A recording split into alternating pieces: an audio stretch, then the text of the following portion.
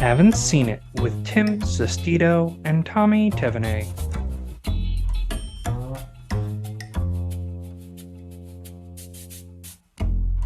Hello, everybody. Welcome on in. Thank you all so much for listening today. This is a podcast where one of us is watching a movie for the very first time, and today that is both of us. Woo! This is a little different than our normal episodes that we do, where it's usually one of us hasn't seen some classic movie or just some movie that we find interesting.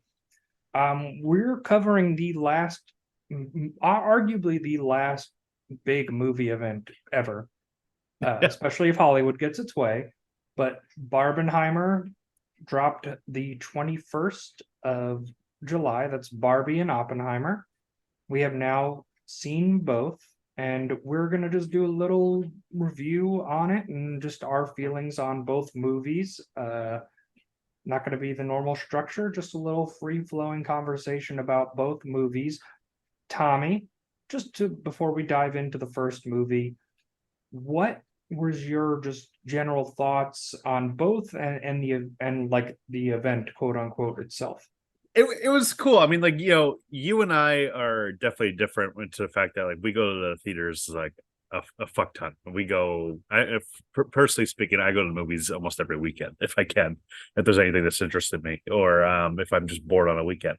So it was cool to see like people just lining up just for like movies itself, and you could definitely see people are dressed more for Oppenheimer, or like you know see a girl walk by and like everyone's wearing pink in their party and stuff like that. It was really cool. People made an event out of this in a way we haven't seen in like really a while. I mean, maybe for Endgame was the last real one that was that like much hype behind it. And Endgame was like that was like a colossal event that like was a decade worth of buildup that they actually executed, and people were just super excited because Infinity War was so good for it, and it was like I think everybody knew like for the main cast of heroes like Captain America, Iron Man, it was like that's it, like they're done. This is Mm. different because one is an it's a biopic and it's an IP, but it's a toy doll IP that doesn't really have any film history. And it was the dueling tones, like just the total shift of the kind of movies that they are. And then it was also having like two great directors, generational directors, helming these projects that actually made them look good to an audience that might not care who's directing the movie. Yeah, I feel And like of directors today that like the casual movie fan will know. Nolan, Nolan's Tarantino. yeah, Nolan, Tarantino, and like Fincher. Those are probably like the big three, I'd say. Yeah, I At would say least up those are the there. big three. This is probably going to give Greta Gertwig that kind of prestige now, because now like Oh yeah. because Lady Bird and Little Woman are both fantastic. Uh, Mm. Barbie, which we will cover, not as great as those, but it's still a lot of fun. But this Barbie's made over 700 million at the box office worldwide. It's gonna make a billion like It's going pretty to make a soon. It's billion. But I think the bigger surprise is Oppenheimer, which it's not even out 2 weeks yet, and it's at 400 million worldwide. That is quite literally insane. yeah, it's more than just like the big temples of like the summer that we thought we're gonna make it. Like the Flash, gotta duck out when I can. Did not even make what Oppenheimer made. Oppenheimer, you'd expect to make like around like 200, 300 million, maybe like 300 is even a little bit pushing it. But 400, that's insane. Like, 400 in like 10 days. That's yeah. insane for a 3 hour R-rated biopic. Like I think people don't see the distinction between like PG-13 of like a brand name, Yeah. rating that's going to come in and like targeted more towards a female audience that a lot of movies aren't targeted towards specifically in like that bigger blockbuster sense. And so like that was going to do good regardless of its quality, especially with Mm. the casting of Margot Robbie and Ryan Gosling was going to just get people on board. And yeah, it's led to this great thing. Like when I saw Barbie, because I've seen Oppenheimer twice, once in IMAX 70 millimeter, and the first Nice. time was just a regular print. It was Did IMAX un make did IMAX make that much of a difference? Because I only saw typical digital or whatever. uh, for you. Yeah, I would say like yes and no. Like because I saw my first screening was in a regular screening, and it like I was still as blown away as I was there, but it's in the presentation that Nolan wanted to film it in that aspect ratio where the shots are just more enlarged and you're not getting the black bars on the screen on like a normal screen. So I think Mm. somebody like you who just enjoys film and cinema might want to go for it, but I also know you're probably like 2 hours away from the closest screen. And I know the Yeah. one in New York City is like sold out for the next pretty much till the end of August without like a front, like the first row. So it's not, I don't think it's like required, depending on how much you loved this movie, which we'll cover in here in just a second. But yeah, I mean I loved it in both, and like I honest there's a part of me that's like I know it's 3 hours, but I really want to see it in theaters again because that's a movie that like deserves to be put in to be seen in theaters. You know what? I think it's time. Let's cover our first film.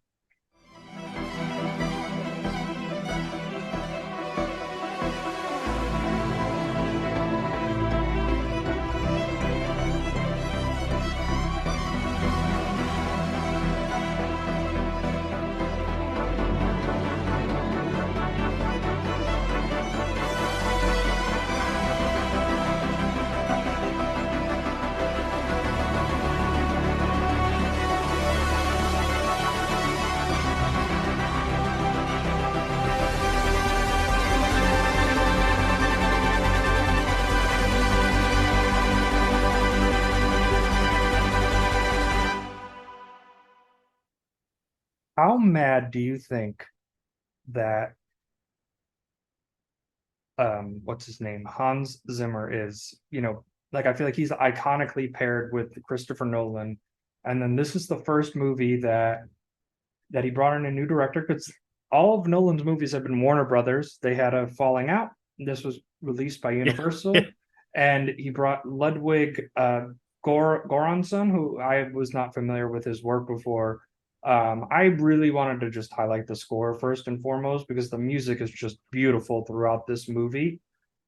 It really like it's really just serves the story in so many ways right here. I mean, this is Mhm. a movie that I mean, I've seen this comparisons. I was thinking this also at the same time. Like it's the Social Network, very similar in terms of like this is a movie that is mostly set in like boardroom meetings or like Yeah. courtroom meetings and stuff like that. And in the wrong hands or in like a terrible version of this, it'd just be a slog, just boring, undynamic, like Mhm. unengaging whatsoever. But the score, I think, really takes this movie home to like a new point where like there's so many points where like for dramatic tension, the score just swelled up to like Robert Downey Jr. saying something dramatic and be like, boom, holy shit. And you see the movie, it almost is the equivalent of like an action movie's bomb going off or something like that. Yeah, well, okay. I've seen this movie twice. I just want to state that I think that this is Christopher Nolan's best movie by a mile, and I say that as like The Dark Knight being like a pivotal like theater going experience for me. I just remember being unbelievably hyped at like 15 years old for that movie to come out. I remember not even being able to get seats until like the third week. Like I remember looking online all the time trying to get tickets. It was sold out, and I saw it in like the fourth row from the front, like 3 weeks later with a couple of friends, because that's how Hmm. hard it was to get tickets.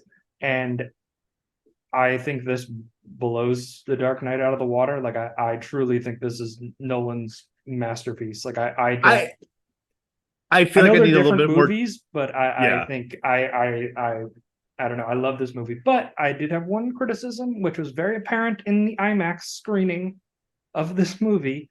All right. The sound mixing, not great. Well, you can say about pretty much any Christopher Nolan movie right there. Yeah, it was a big but I rewatched The Dark Knight Well, after my second screening of Oppenheimer. The sound mix was totally fine. This hmm, one was like there's time, especially it was more apparent in the IMAX. I didn't notice it as much in the regular screening. well, Where yeah, you have like the extra whirl of like the fucking IMAX cameras and everything like that. Overall, I can but you imagine just you. there's this great script and great dialogue, and at points it's very hard to hear what's going on because it just has like Well, music or sound I going over was it.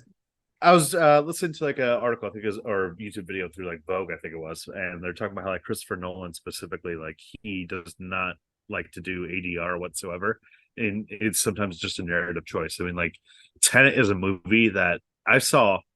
I couldn't tell you what the fuck I saw because you couldn't understand the Yeah. dialogue. I mean, granted, like you had to have the subtitles on. This is a common criticism you see of Nolan over and over and over again. I didn't really notice this on my screen, but again, I didn't see it in IMAX. I could see the extra difficulty there. But I want to circle back on your point of you saying this is Nolan's best movie ever. I'm not sure if I'm there yet. This movie is very good, and it's a 3 hour movie that did not feel like a 3 hour movie. But I feel like there's just like a top three right here. Like Dark Knight is right up there, and I think the other one would probably have to be maybe Prestige after we just watched that. But this is definitely just like one of his magnum opuses right here. I mean, he just put another one in the canon immediately. But The Dark Knight is something that I can just find myself being more engaged with in a way, Mhm. and more just classical. Like that's a movie I can put on at any point whatsoever. I don't see myself doing that with Oppenheimer. There's certain scenes, yes, but not overall. I'm not going to be like going in and writing points and someone can be like, oh, they're at this point right now. They're talking about like Roger Robb's trying to cuck him again. Yeah, and I think I that's where you and I differ. Okay, The Dark Knight will always just have a very significant place in my heart, and I still think it's a 5 out of 5 movie. The only one in his library up to this point.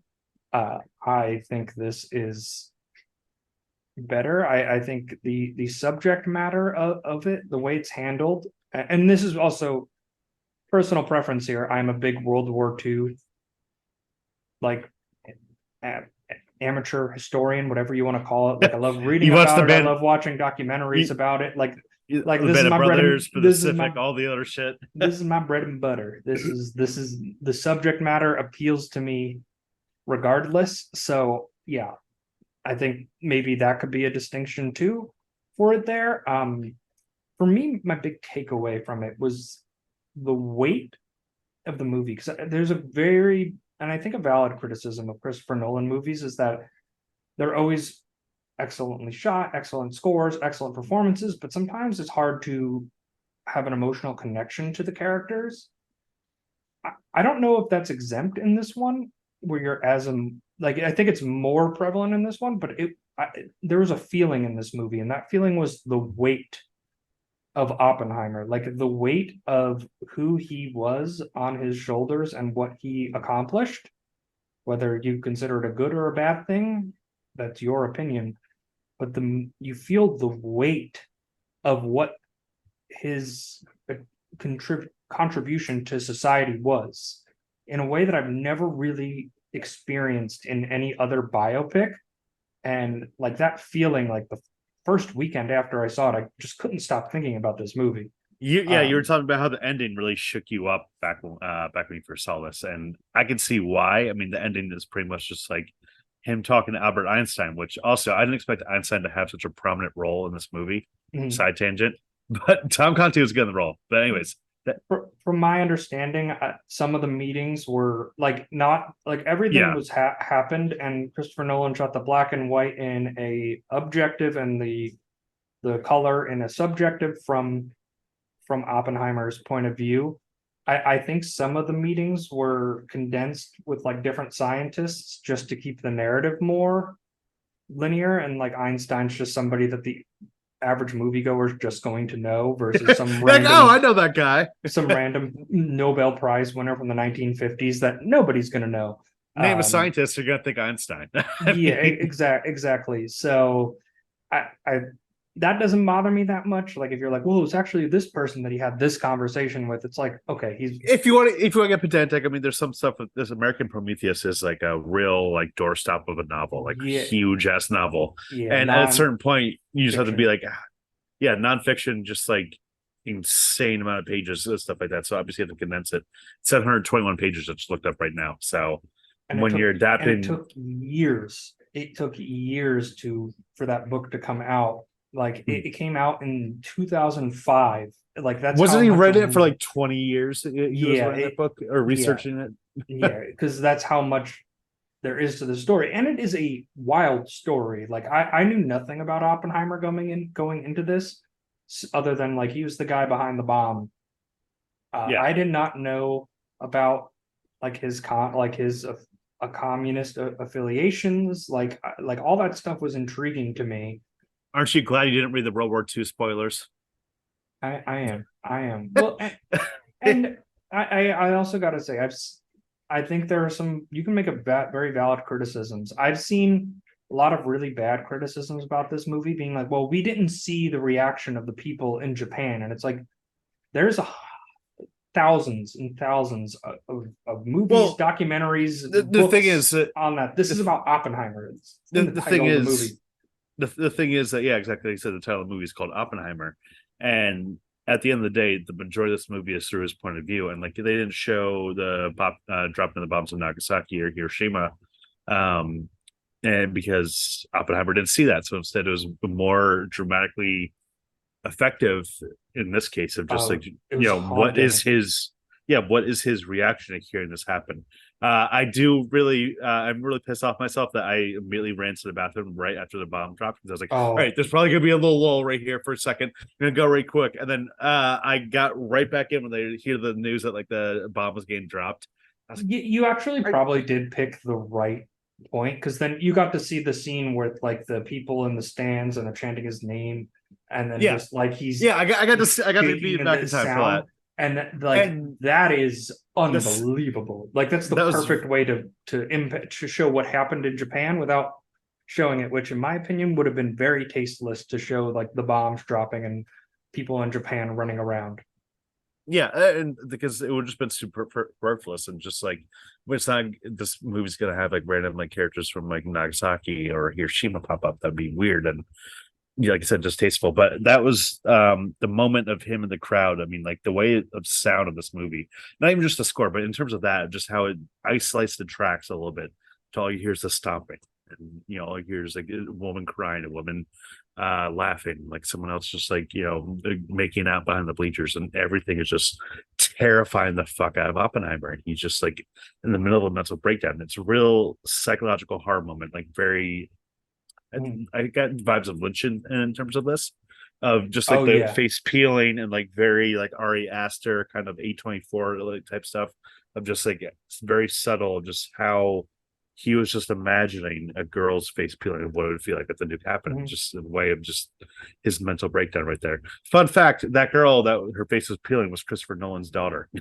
Oh, interesting. I did not know that. That's a nice little cast for her there.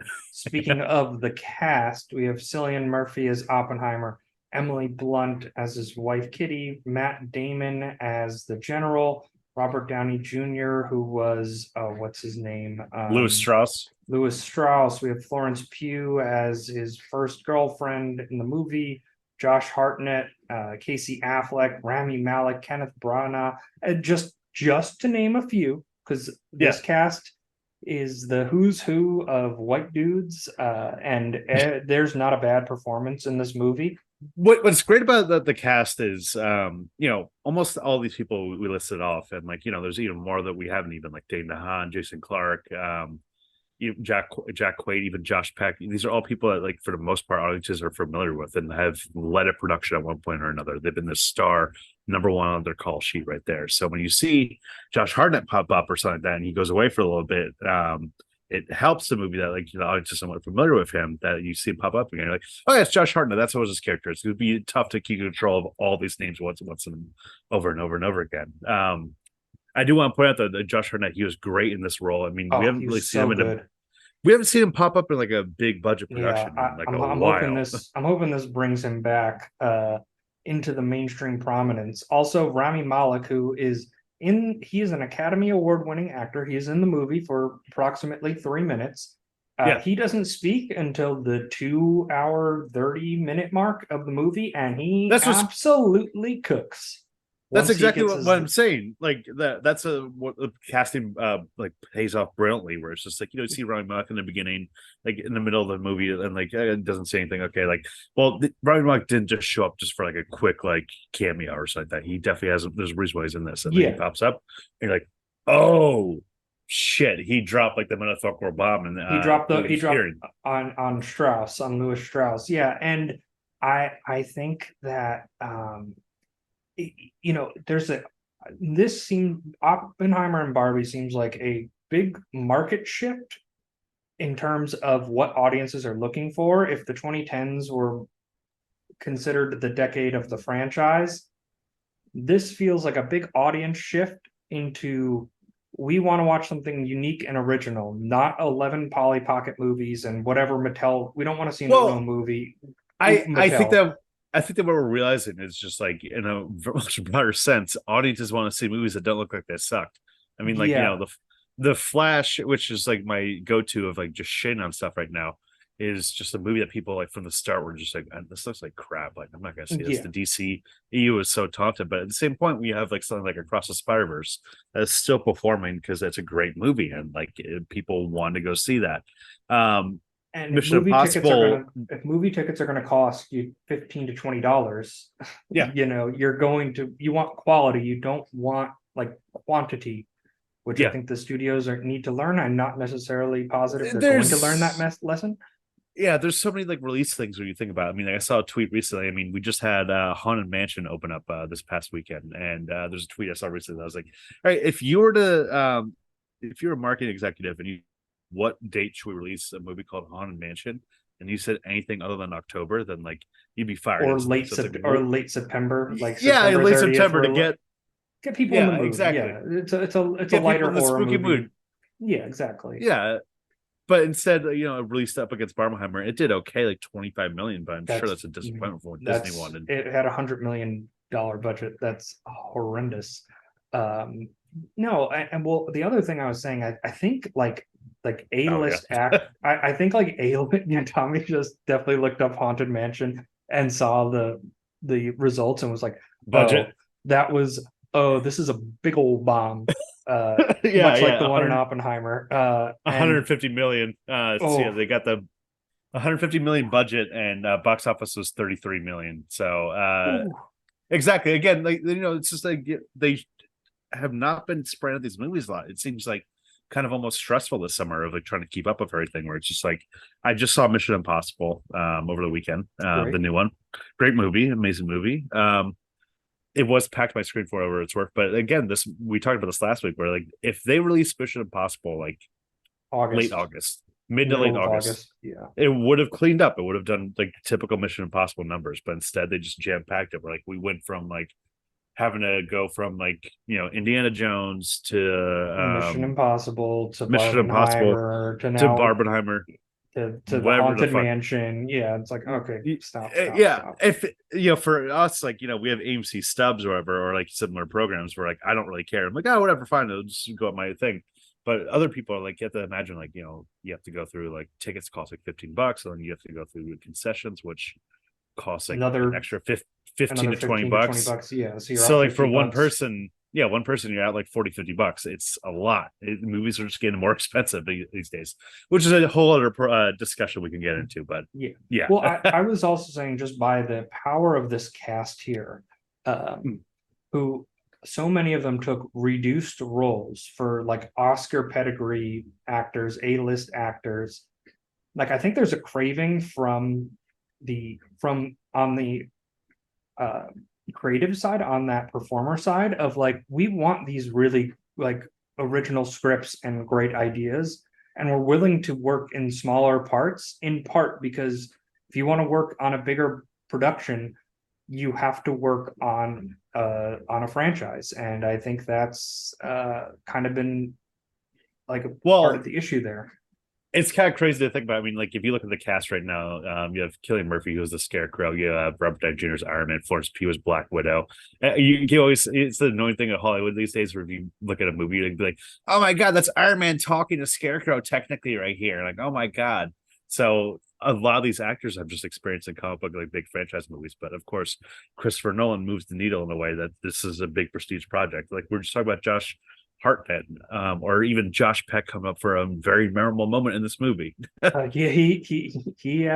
I didn't. So my cousin was like, I heard Josh Peck is an Oppenheimer. I think I'm out. Like he's like, I think he's the worst actor of all time. I'm like, well, I think I trust Christopher Nolan more than you, and he probably has like Yeah, two lines of dialogue, which is true. I think he only has like two lines of dialogue in the movie, yeah, but his face is present in uh the biggest moment of the movie, like very yeah, clear so, and he's just making that classic Josh face from Drake and Josh with like the squinty eyes. But good yeah. for him. He was fine. He was totally serviceable in what they needed to do.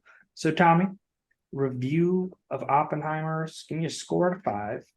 Uh, First time watch, and this is coming after I just saw Barbie prior. I'll tell my experience later, but this was just a very, very amazing movie, and just like the 3 hour biopic in a way of a subject that could be very boring or droll if not handled well. But like between the score, the performances, the whole entire structure of the story, and like how they narratively chose to edit this movie around, just made it just constantly like gripping your seat over this stuff. So I'm gonna go 5 out of 5. Love this movie. I'm gonna see it again. Definitely, I'm gonna try and see IMAX whenever I can possibly do that. I think no surprise for anybody who heard me say that this is Christopher Nolan's magnum opus, that I will also give this a 5 out of 5. The real takeaway for me was just the weight and the power of the story, and the fact that it felt like a 2 hour movie, even though it was 3 hours long. I was never once bored. I was engaged both times, fully throughout the movie. And I believe, Tommy, that gives us a specific sound drop I have to play. Pour myself a cognac, and I watch the 14 Fists of McCluskey. What a picture. What a picture. Good picture. It's there, baby. I'm so happy you said 5 out of 5.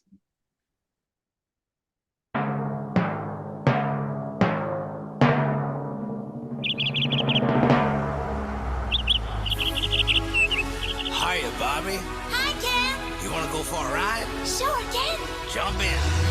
I'm a Barbie girl in the Barbie world. Life in plastic, it's fantastic. You can brush my hair, undress me everywhere. Imagination, life is your creation. Come on, Barbie. Let's go party. So I'm very unoriginal with that one. I'm sure every podcast and their mother used some sort of that combination of a sound drop, but I mean, If it works, it works. it's a classic for a reason. Yeah, so Barbie, definitely tonally different, a lot shorter than Oppenheimer as well. Tommy, I'd love to get your thoughts on Barbie. So first off, I guess this is a time for me to go over my Barbenheimer experience. I decided to go at 2 o'clock for Barbie, first start off the night, and I think starting off Barbie was definitely the right choice. I mean, it was a very like good, fun, fluffy movie, and just like, pretty much got me like excited to go into the movies. I feel like once I got into Oppenheimer, I was ready for the more serious stuff, and Oppenheimer was a movie that was gonna take a lot more meat to chew through, and like a lot more like stuff to like go through and stuff like that. And once out the theater, I was obviously gonna be chewing on Oppenheimer a little bit more. But Barbie, very fun, I guess, opener in this case for me. Yeah. So I had a great time in this movie. I mean, it was fucking hilarious. Ryan Gosling especially was a highlight. Michael Cera was low key an MVP. It's low key an MVP for me in this movie. He was incredible, and just there's a really great script for a movie that could have been easily trash. I mean, there's earlier versions of this that was gonna be like Diablo Cody took a stab at this at Sony, and then Amy Schumer tried to take a stab at this, and Hathaway. So I think we really got the best creative team we could have. And Hathaway would have been fine, but at the end of the day, I mean, like Margot Robbie, she got in control of this. She hired Greta Gerwig. She hired Noah Baumbach, and that's why this movie ended up working. And just visually, she is like she was ideal Barbie or original Barbie or whatever her Barbie's character name was. Yeah, like stereotypical Barbie. Stereotypical Barbie. Like she looks like stereotypical Barbie. No offense to Anne Hathaway and Amy Schumer. Like she looks like she's out of the box Barbie. And yeah, so I had a lot of fun with Barbie. It was a very cute movie. The set designs and like the practical effects of it were awesome. Like easily the best that I've seen this year by far. I guess we should talk because this movie somehow was more controversial than the one about dropping a bomb on Nagasaki and Okasawa for some reason. Because the right wingers heard the word patriarchy in this movie, and that triggered a sense that this was an anti-men hating movie. I didn't really get that sense from this movie. I'd love to get yeah. I mean, I don't want to dive like too deep into the political stuff, but it's just like the outrage machine right there, where it was pretty much a buzzword. But this movie didn't give off that vibe at all. I mean, like it was, just playing up like the opposites thing of like how like men are treated like women are in our real world. Ken's rather are. So I mean, I think that it definitely took a humorous right in it, and like way at it, and I think that I know a lot of people in particular in this movie. I know, like personally, just love that speech that America Ferrera gave like midway through this movie, which was like pretty much a showstopper speech in this movie. Oh yeah. It definitely like I could definitely see that people I know like again like very moved by it and stuff like that. She was good in this movie, and then Ryan, I think the whole patriarchy thing was played up for a good joke, and like it's people that aren't able to laugh at themselves too in a way. It's not laugh at yourself, but it's also just like recognizing what you're watching, because like there is issues in modern movies where like, and I think it's more prevalent in like an action genre or a science fiction or some sort of like actiony adventure where like you're asking the audience to just believe that where the men are usually seen very lesser. Like you'll notice it a lot in some projects. This is a movie titled Barbie. It's called Barbie, so you went into a movie called Barbie and we're not expecting it to maybe have a pro woman message, and like literally the point of the figures is that she can do any job she wants. Like that, I feel like that's the whole shtick of Barbie.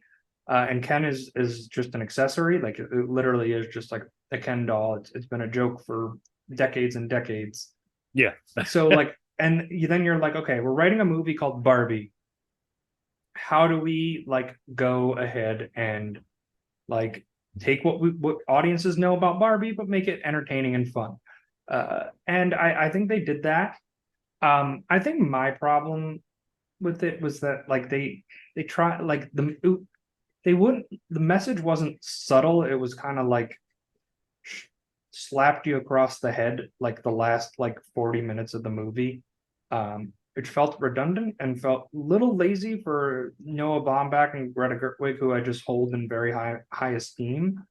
That was just me personally. I just felt like it was a little too heavy-handed. It kind of took away from it a little bit for me personally. I personally didn't get that. I mean, like the message was definitely there, and like they weren't subtle about it, but it didn't feel like just like beating me over the head over and over again. I mean, I think that all the jokes they had within in service of the message also work right here. I mean, like it was embarrassing to have to explain to my girlfriend what the Zack Snyder Justice League cut was after we saw this movie. Yeah, I'll say that much. But that was a good one. I really liked when like she's having a meltdown. Barbie's having a meltdown. She's like, I just don't feel beautiful. And then like Helen Mirren's the narrator. She's like, please note, if don't have producers of the film, don't have Margot Robbie give this line if you're trying to get this message across. Like it played into itself. A good 2001 A Space Odyssey reference at the start of this movie too, with the opening. Yeah, incredible. I mean, I didn't know that's I haven't seen that movie. I didn't know that was a reference to it. But you've never seen it? Yeah, how are you shocked by this? We're pretty sure we've talked about this. Oh, we have, but Tommy, I can't keep track of everything you haven't It's a seen. movie we'll have to cover, but I'm gonna have to see this in a screening because I've heard it's a movie that like I would agree with you 100%. It's a movie that you need the theatrical experience for. You're not going to get the same impact on TV at home as you would in a theater. But yeah. anyway, regardless, yeah, I thought the humor was good. There was one thing that kind of annoyed me, and I found out about it afterwards, where I was watching TV, and then there's a Chevy advertisement, and it was the Barbie. It was the action scene, and I just remember thinking, I'm like, is this just a promo plug, like the chase scene when they pick up Barbie from the Mattel headquarters? I was like, is this an advertisement? And then they literally just played that sequence pretty much in verbatim. And I was like, oh damn, that was an advertisement, and that kind of annoyed me, even though it's a Barbie movie, which is an advertisement for How Barbie dare they have in my and of product itself. placement in my Barbie movie? Yeah, well, there's some stuff. It There's was some like I was things with this proven right, you know. Yeah, I mean, granted, yeah, of course, with a movie of this scale, they're gonna throw in some shit like that. The one thing I did like Will Ferrell, but it was very redundant of like the Lego movie. Mm-hmm. You know, he pretty much was playing the exact same role in some ways. And this movie, in a lot of ways, gave off Lego movie vibes in very good, positive ways, I'd say. Mm-hmm. But having literally Will Ferrell be a secondary villain was just kind of just He wasn't even really a repeating some villain. He was like an antagonist more than like a villain, you know, like just another thing to drive the plot more forward. As a character, I thought he was great in this. Like, you know what? When Will Ferrell's in his right lane, he's in his right lane, and honestly, he might be like a one or two note kind of comedian. And I thought, you know, the Lego movie, it worked, and it works in this. And if it ain't broke, don't fix it, you know. Yeah, you know, Barbie, I think the standout will be the humor. I think Ryan Gosling's performance, where I think this movie may have broken his brain given some of the quotes he was giving on the press junket, where he's just like, I just don't want to leave Ken. Like Ken is just a part of me. It's a part of my life now. I'm a Ken. It's almost like, oh my God, okay, this character might have broken your brain when it's a Ken doll. But I think it's just perfectly fun, like something to bring into, you know, with your girlfriend on a date night. Like I think it's just a perfectly fun movie. It feels like a movie that'll be on HBO for people, and they'll put it on and they'll like watch a half an hour of it, and they'll be, oh, I really like this part. Yeah, it's gonna have a little bit more of that feeling to it, where you can kind of jump in, jump out of parts of it. Yeah, like the way I was describing it to my girlfriend after we saw the movie, both movies, was like Oppenheimer, I think, was very clearly the better movie of the two, but I could see myself revisiting Barbie more. So take that for what you will. I mean, Barbie's definitely a more rewatchable movie, I'd say. Yeah, and I mean, it's kind of by design. Like, there's not a ton of rewatchable 3-hour movies. It's like The Godfathers and The Lord of the Rings are kind of the only ones. Did you feel called out? Did you feel called out when they talked about The Godfather in this movie? I never made a woman watch The Godfather with me, so no. Like I don't know. Well, what's your equivalent? Instead, like 2001 or like Mulholland Drive, where it's like, you gotta watch this. Come on, baby. It's probably just whatever movie's on my mind at that point, being like, oh, you haven't seen this? Like, you gotta watch it. You just gotta watch it. It's an unbelievable classic. But like, I also know like Godfather's a lot of meat in the mouth for somebody to be like a casual viewing. So when it's like, oh, I haven't seen Jaws before. Oh, we're watching Jaws. So that's like under 2 hours. Oh, you haven't seen The Godfather? Well, do you have an entire afternoon? Let's watch The Godfather, you know? Yeah, you wonder how it feels when you have to cover for a podcast. I'm sorry your life is so difficult, Tommy. I'm sorry that you had to cover The Godfather 1 and 2 1 year apart.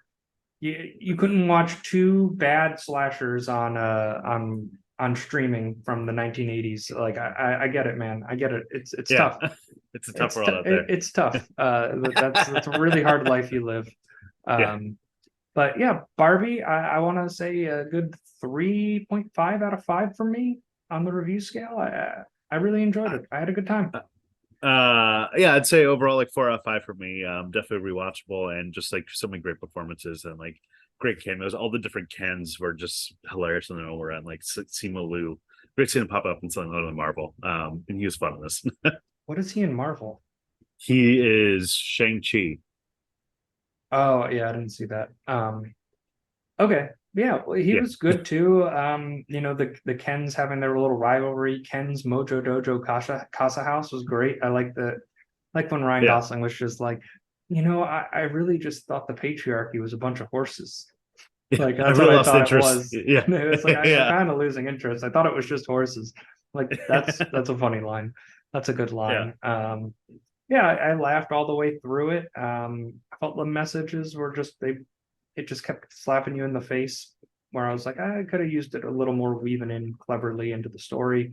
But yeah, Barbie, good time. Barbenheimer, movie event of the century by far. So Timmy, did you see both of them back to back, or did you I did do not. Barbie one?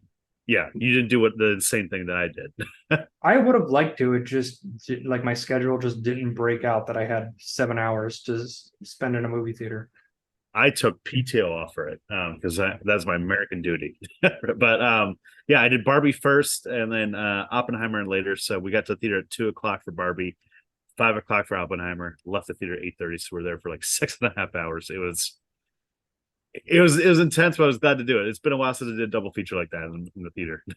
Did you fall asleep? I was awake for both movies I'm because we started at 2:00. impressed. Yeah, if you started at 5, you would have been. No, zero chance. You yeah, would have been. I knew myself. Like, imagine you trying to catch like a 10 o'clock screening of Oppenheimer. Oh no! Immediately fall asleep. No shot.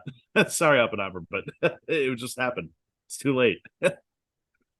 So yeah, Oppenheimer, both 5 out of 5s for us. Barbie, 3.5 out of 5 for me, 4 out of 5 for Tommy. Hopefully this isn't the last great summer blockbuster escapade that we ever get, but it might be. It's kind of in the studio's hands at this point on whether they want AI to write inhumane scripts and use CGI extras to fill rooms because it's cheaper than spending $200 each day. So they won't take the positive lessons away from this, and they will make more and more poor choices. I can tell you that much. They're making like a Polly Pocket movie With they're Lena making a Hot Dunham Wheels movie. with Lena Dunham directing, and it's like, oh, you did not. You took the wrong lessons away from that one. You have 13 projects in development. Okay, good job, Mattel. One of them will come out. It will bomb epically, and then they'll shelf all their other projects.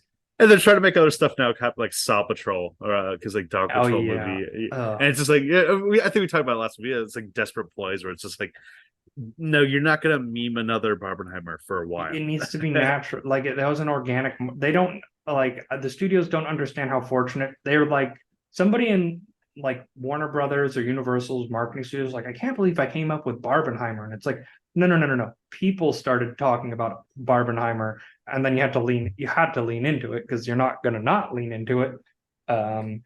So yeah, fun little mini episode on some recent releases for us. We are ironing out our schedule, but I believe Pee-wee's Big Adventure is going to be on the helm for us.